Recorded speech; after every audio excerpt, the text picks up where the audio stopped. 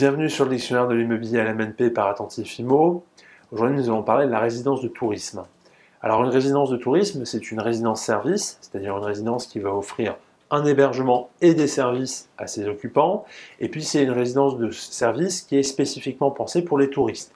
Alors, bien entendu, les résidences de tourisme, on va les retrouver généralement plutôt dans les lieux de villégiature, soit au bord de la mer ou de l'océan, soit dans les stations de ski. On parlera à ce moment-là soit de LMNP mer, soit de LMNP montagne.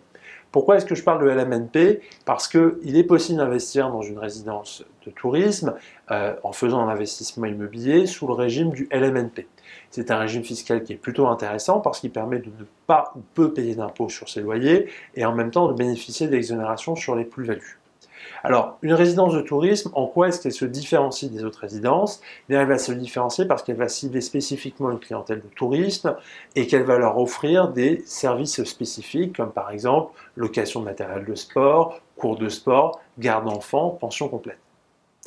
C'est fini pour cette définition, c'était la résidence de tourisme. Si vous voulez en savoir plus sur l'investissement immobilier et notamment l'investissement immobilier en résidence-service ou le statut de LMNP, je vous invite à vous rendre sur notre site internet www.attentifimo-lmnp.com. Vous trouverez de nombreuses informations et aussi des guides, des tutoriels, des vidéos, des commentaires.